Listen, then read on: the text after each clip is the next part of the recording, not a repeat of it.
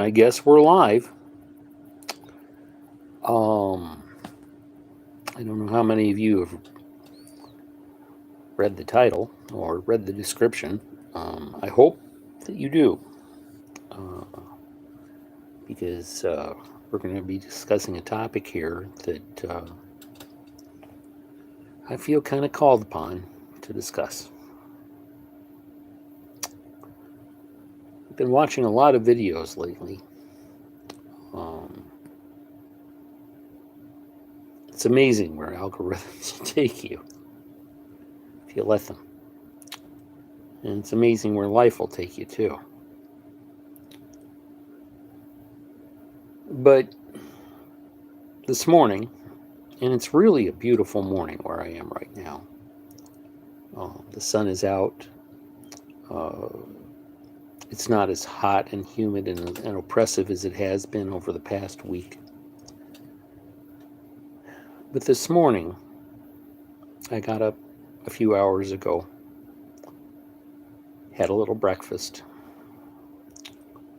and decided to draw upon some notes I had taken in order to make this video or live session or whatever you want to call it. And I might or might not be able to respond to all your comments. I'd kind of like to focus on things, so I don't mean to ignore you. Um, and I just mean to have a little one-on-one, and maybe this will reach somebody, and it might help them. Um, maybe it'll get shared. It's my hope.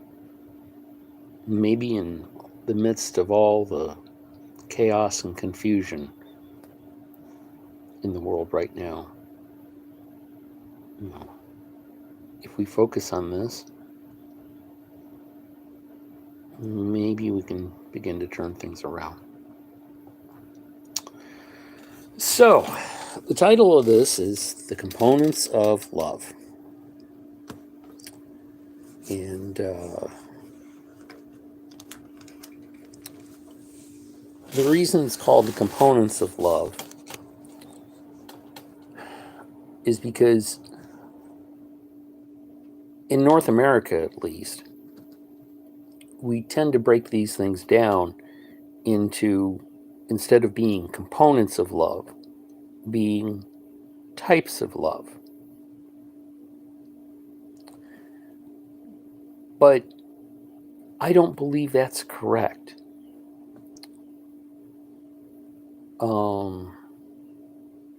Love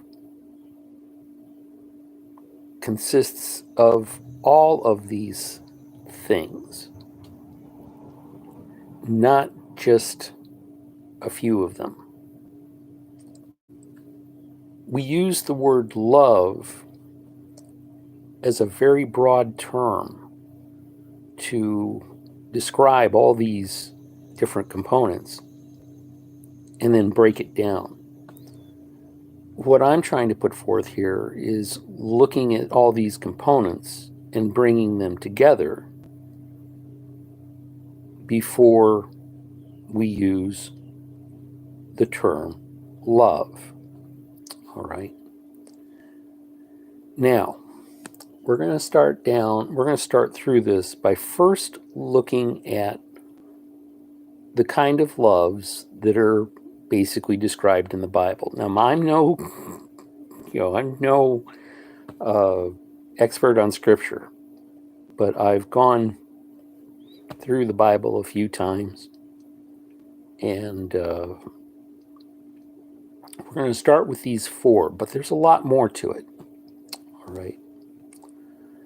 The first component is agape, which is unconditional love. For example, the love that God has for all of humanity.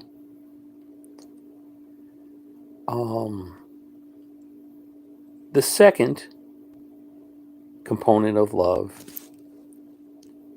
is eros, which is romantic love. That feeling you feel when you have the proverbial love at first sight. The third type is brotherly love. That's the love that we have for each other, whether we be men or women. A spirit of camaraderie or comradeship. The love that we have for our fellow human beings. And then the fourth type of love is called storge. Storge. And storge is the love that you share and feel from family. These are the four types of love that are typically described in the Bible. In the New Testament, some in the Old Testament. Of course, the Old Testament was translated from Hebrew, and the New Testament was largely translated from Greek. Now, if we go a little bit further here into the Greek definitions and the Greek philosophers, we begin to find four more components of love.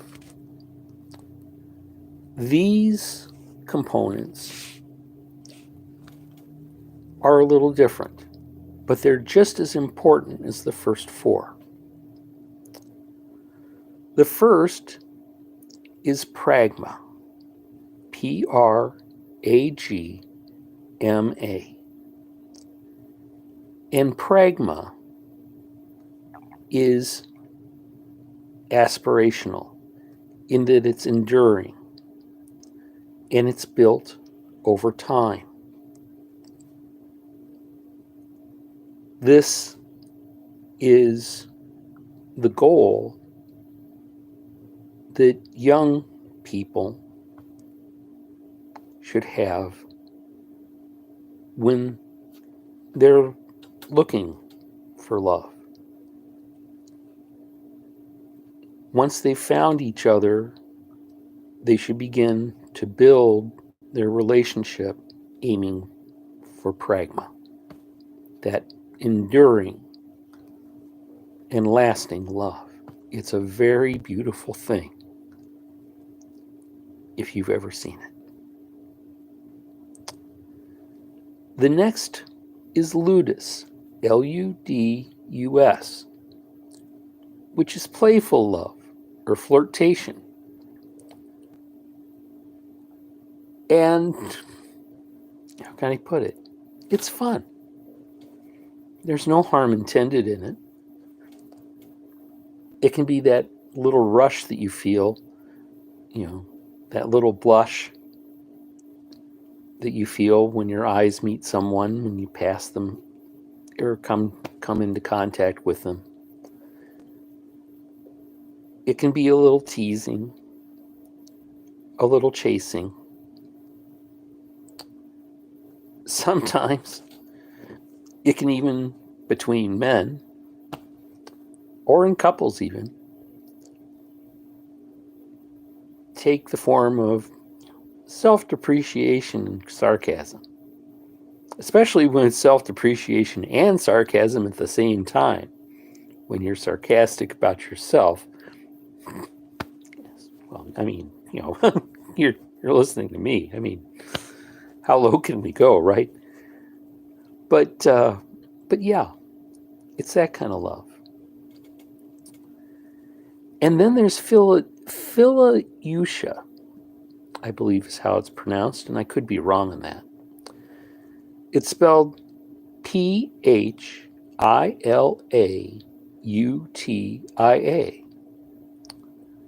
which is self-love. And self-love can be healthy or unhealthy. It's healthy when you feel a purpose where you want to serve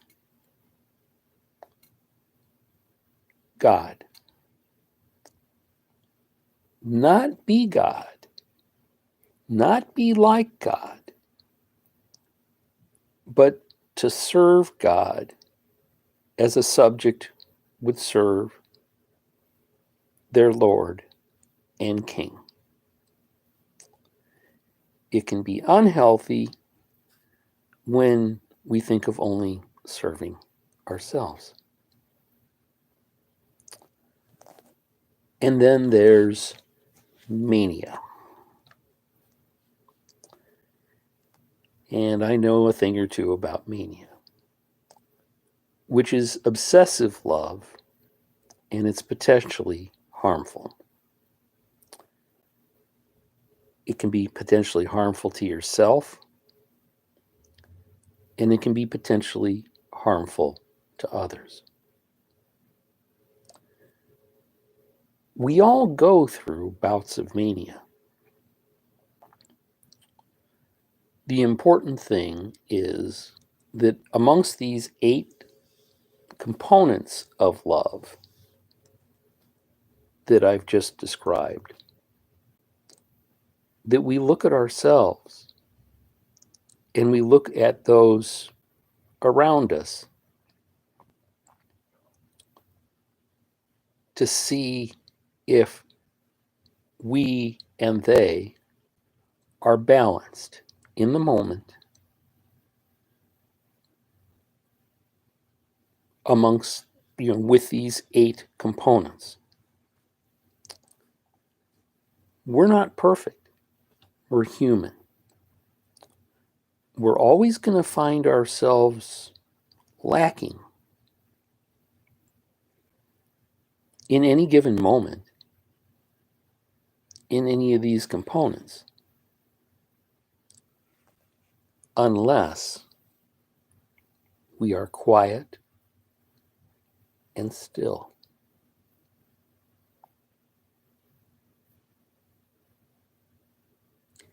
Think about that.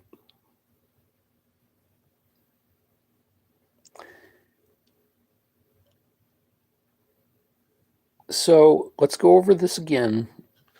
All right, these first 4 components with the 4 additional components.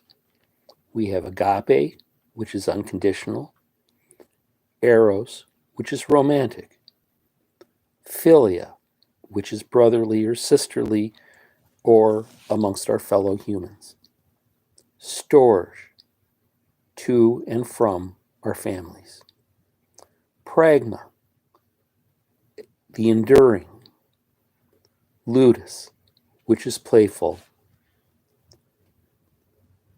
phileutia, self-love. We have to give ourselves a little anyway. I have a hard time with that. And mania, which is obsessive. And yeah. If you find yourself being lost in love and not knowing where to start, focus on the first 4.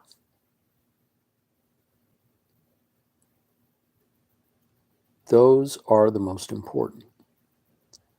Agape, eros, philia, and storge. Unconditional is agape, romantic is eros, philia is love of your fellow humans, and storge is the love of family.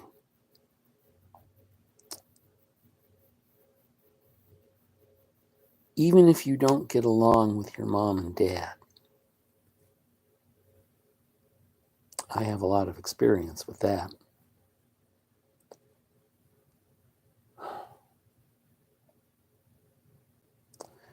But even if you don't get along with your mom and dad, or if you're a mom and dad, you don't always get along with your children. Well,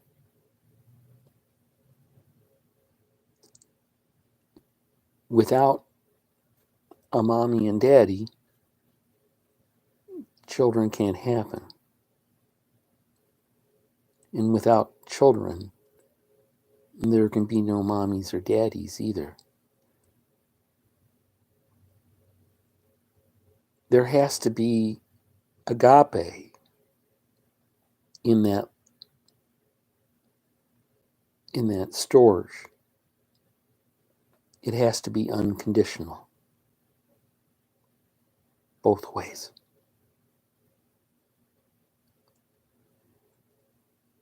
If you're a young couple and you're wondering, gee, is this really love? Well, that Eros thing, that's a pretty tough one to manage sometimes, because your body kind of secretes hormones and you get that rush and everything. And you may not see the philia, the love that extends from each of you out towards other people as well.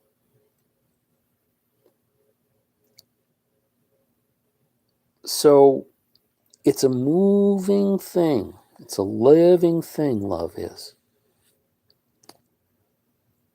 And yeah, but those four probably are the most important.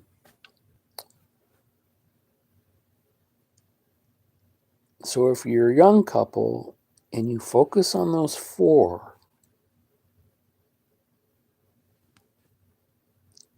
don't forget the ludus part, the playful love or just flirting with each other, because that helps to bring smiles to each of your faces.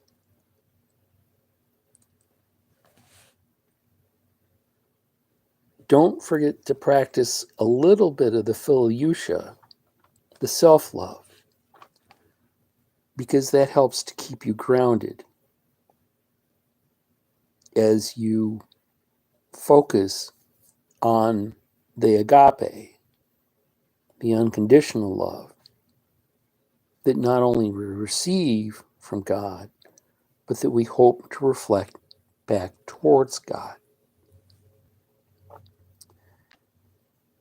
Be aware that there is going to be mania, because there are things that are going to happen just by coincidence or circumstance that can make you either exceedingly happy or exceedingly sad.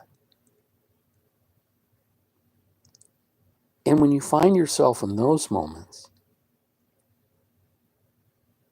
try to aim more towards contentment, because that will help not only you, but help the other person. Try to remain quiet. Try to remain calm. Try to be still. And try to listen.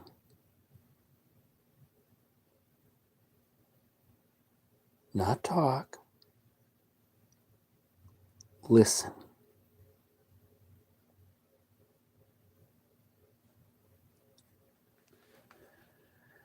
Now it says that here, where I wrote here, that love is a virtue with qualities like patience, kindness, and humility.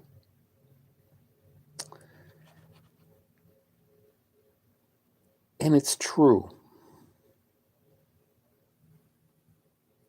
It's true.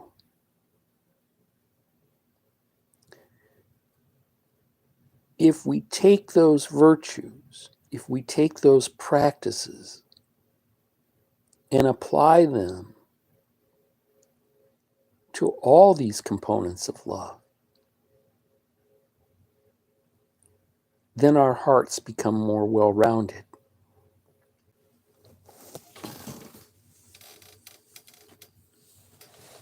Now, sometimes things happen.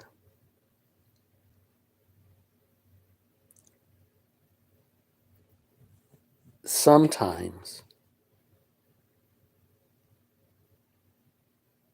the components of love fall apart.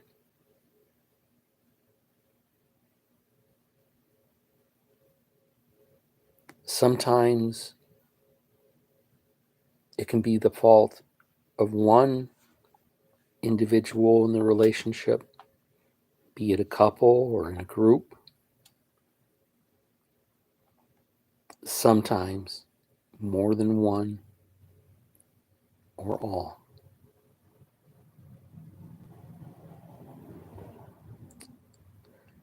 When that happens, that's when our hearts get heavy.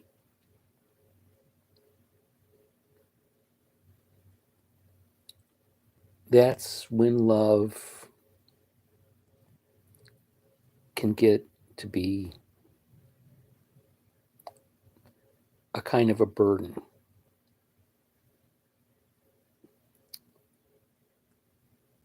Now, these things I'm going to describe are not so much components of love as they are types of love. And I've pretty much myself have been exposed to and participated in all four.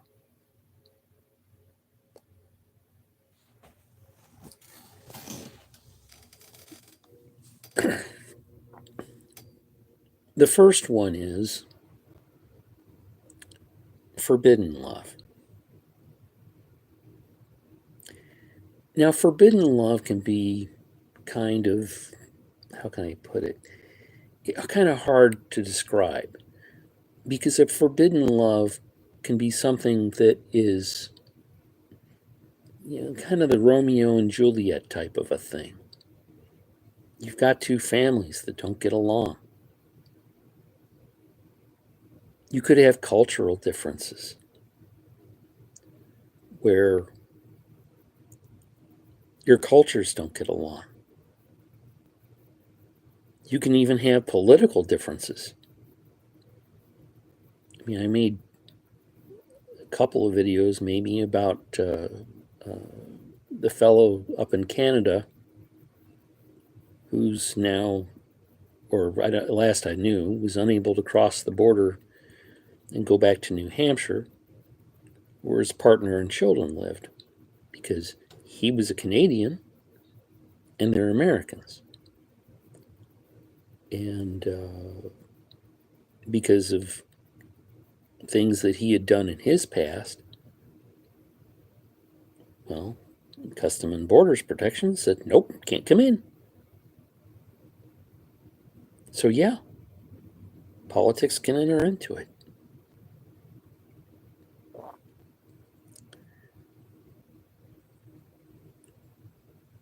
So that can be a forbidden love in itself.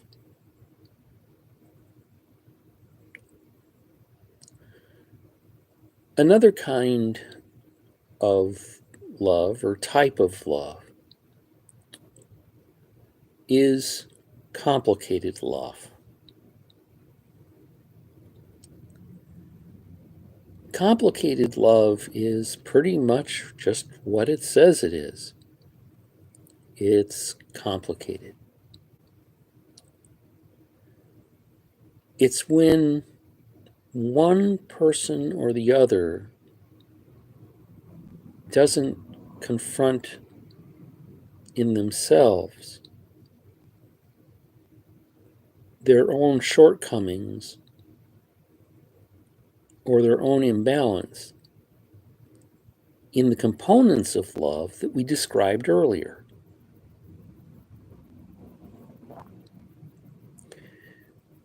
We all can be guilty of this, but the results can be devastating.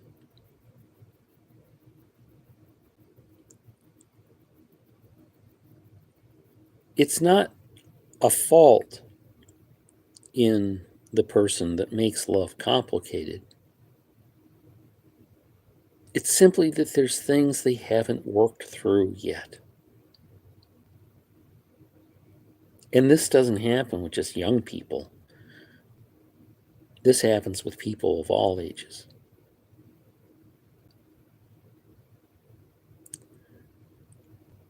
Then there's long distance love. And yes, I have known that. And it's amazing how close you can be and still have much distance between you. It's not only the distance of space that can make love complicated, or difficult, I should say. It's the distance of time. You may find yourself in a situation, if you're close with somebody, where you're starting out and you're both working jobs and the schedules just don't line up. And you might only have one day or even a few hours out of a week or a month where you can actually spend time.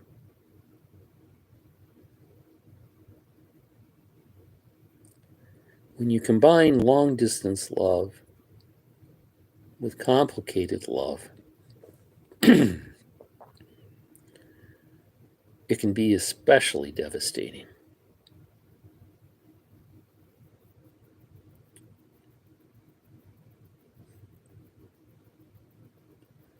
But the only thing that can help you through it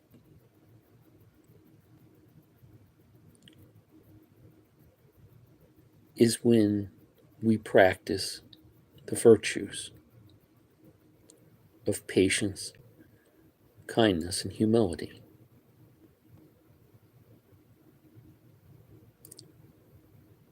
It's no guarantee that it's going to win.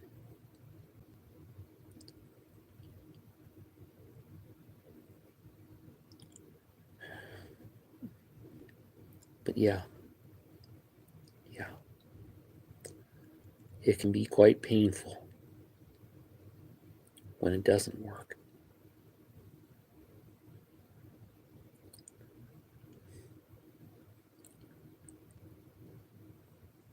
And when it fails,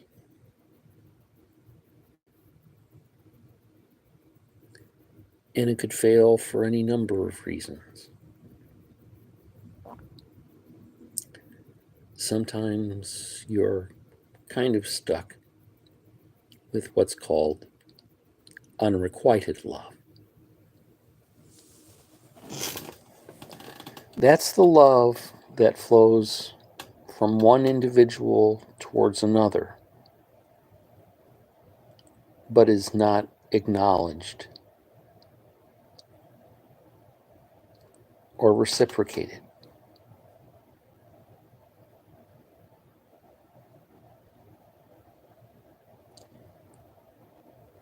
It's said to be unhealthy.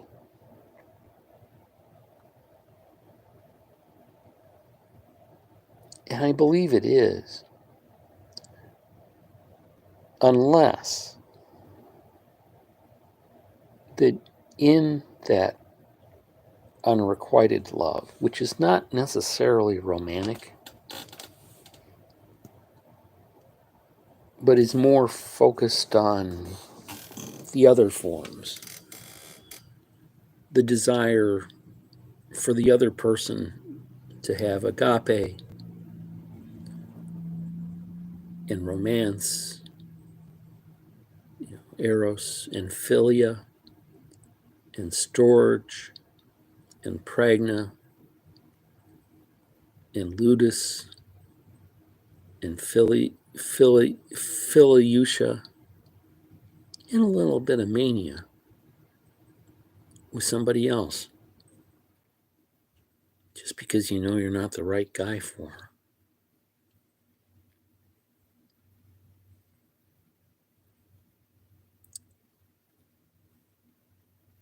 That's the love I kind of feel for a lot of, if not all,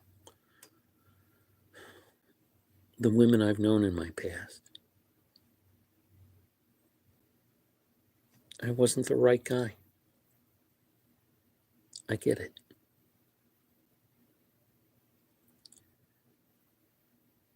But that doesn't mean that I don't want you to have the right guy. Because I do.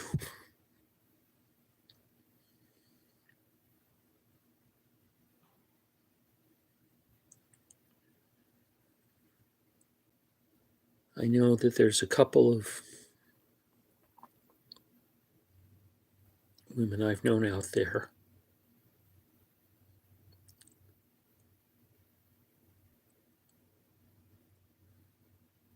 more than a couple who are now widowed.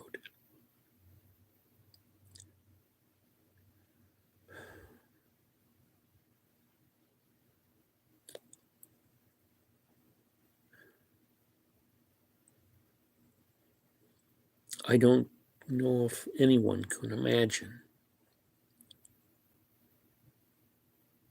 the longing that a widow or a widower goes through, especially when they've achieved pragma,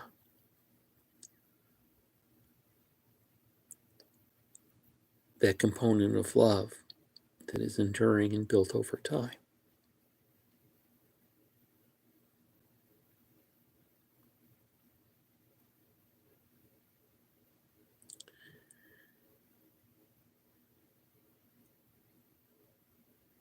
It's one of the reasons why I guess I pray so much.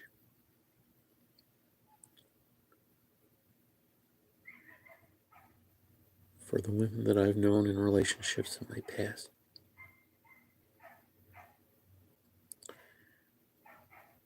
Because when I was young and I was courting, that one component, pragma, well, that was always in the back of my mind. That was something I hoped to achieve.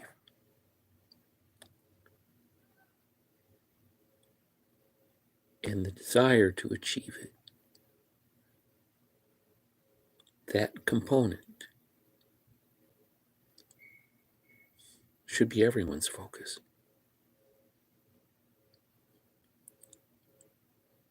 Equal with all the others.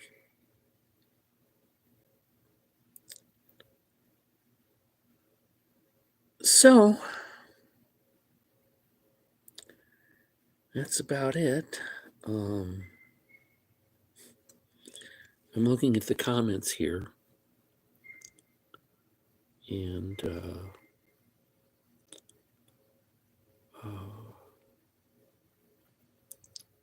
thank you, Morgan. We love you too. And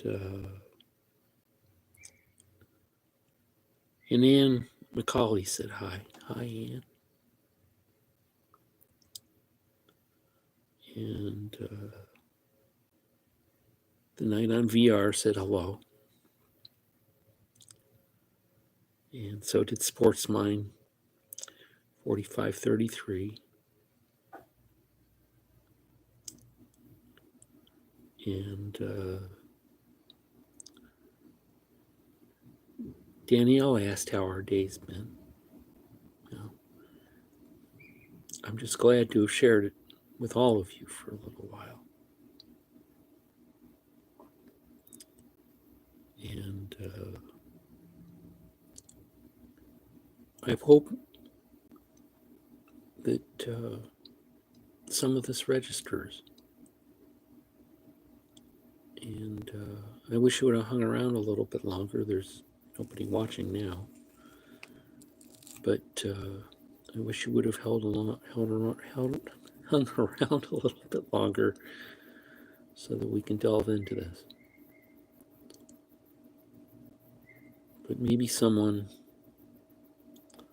might later come aboard and watch this and learn.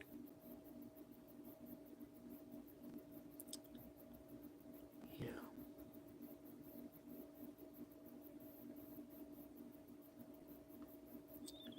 So,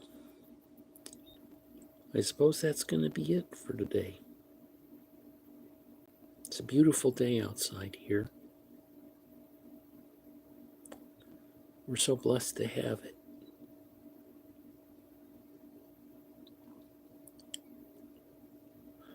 I hope in some small way today that I too can give thanksgiving to God for the love that all of you shared with me today. It means a lot.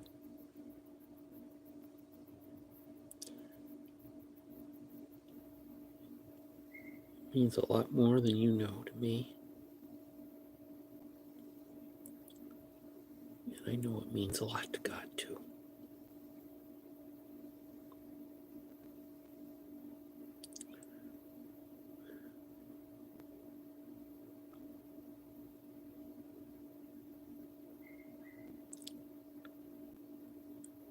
Good luck and Godspeed.